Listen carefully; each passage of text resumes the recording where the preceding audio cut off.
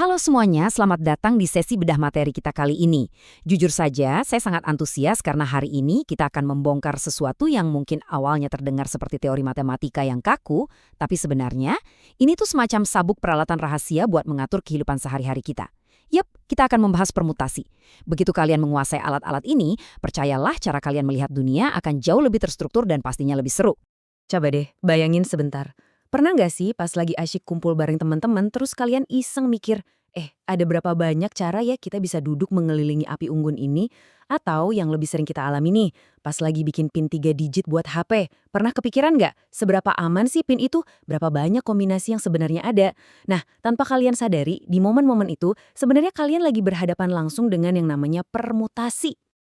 Biar kita sejalan, apa sih permutasi itu sebenarnya?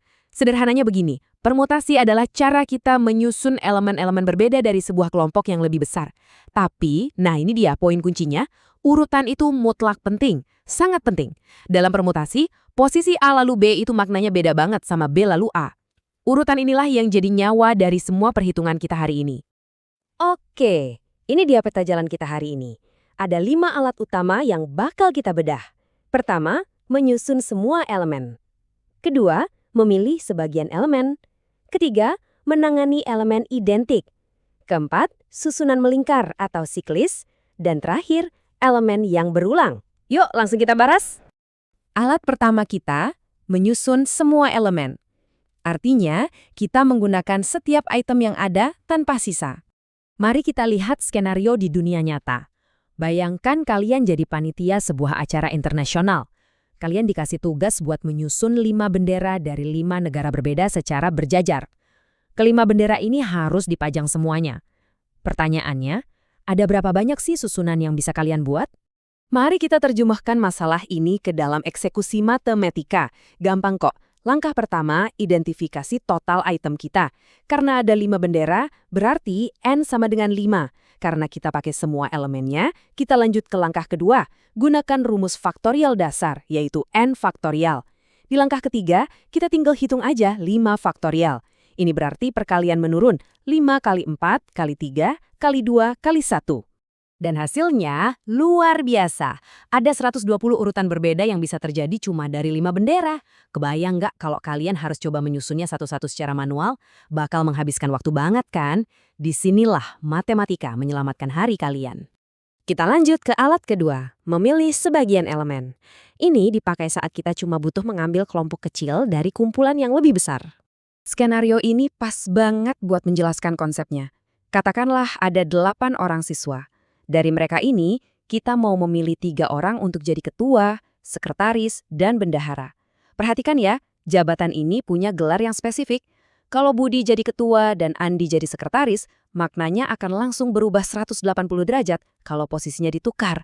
Nah, disinilah kenapa urutan itu sangat relevan. Langkah-langkahnya sedikit naik level nih, tapi tetap gampang diikuti.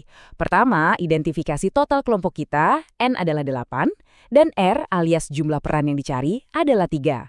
Langkah kedua, masukkan ke rumusnya, N faktorial dibagi dengan selisih N dan R yang difaktorialkan. Di langkah ketiga, perhitungannya menjadi 8 faktorial dibagi selisih 8 dan 3, yang mana adalah 5 faktorial. Coba tebak hasilnya. Yap, 336.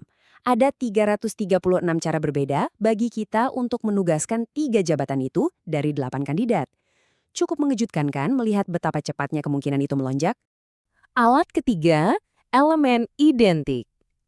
Gimana ceritanya kalau di kumpulan kita ada beberapa item yang bentuknya sama persis? Mari kita pakai contoh kata dari referensi kita, basa-basi. Kita ingin tahu ada berapa banyak anagram atau susunan kata yang bisa dibuat dari sini. Kalau kita bedah, total huruf atau N itu ada 10. Tapi tunggu dulu, banyak huruf kembar nih. Huruf B muncul 2 kali, huruf A ada 3, huruf S merajai dengan 4 kali muncul, dan I cuma 1. Karena ada yang kembar, rumus dasarnya butuh sedikit modifikasi. Di langkah pertama, N faktorial itu harus dibagi dengan perkalian faktorial dari setiap kelompok huruf yang identik tadi. Logikanya buat apa? Biar kita nggak menghitung susunan yang sama 2 kali pas huruf kembarnya bertukar posisi. Jadi di langkah kedua, kita masukkan angkanya, 10 faktorial, lalu dibagi dengan 2 faktorial, dikali 3 faktorial, dikali 4 faktorial, dikali 1 faktorial. Setelah disederhanakan, kita dapat angka raksasa ini, 12.600. Bayangkan, biarpun hurufnya banyak yang diulang-ulang, kalian masih bisa merangkai lebih dari 12.000 variasi kata unik dari bahasa basi. Jauh lebih efisien kan pakai rumus daripada harus menebak-nebak seharian? Masuk ke alat keempat, susunan siklis. Ini untuk menghitung permutasi yang bentuknya melingkar dan bersambung terus. Ingat soal api unggun di awal tadi? Nah, mari kita pakai contoh serupa tapi di meja makan. Ada 5 anggota keluarga yang mau duduk mengelilingi meja makan bundar. Masalah utama dengan bentuk melingkar ini adalah nggak ada titik awal atau akhir yang jelas. Semuanya terhubung. Terus, gimana cara kita menghitungnya? Triknya adalah kita harus menghentikan putarannya. Gini logikanya, langkah pertama, total orang atau N adalah 5. Nah, di langkah kedua, agar lingkaran ini punya patokan yang diam, kita kunci aja posisi satu orang sebagai titik referensi. Karena satu orang udah dikunci posisinya, sisa orangnya baru bebas bertukar tempat.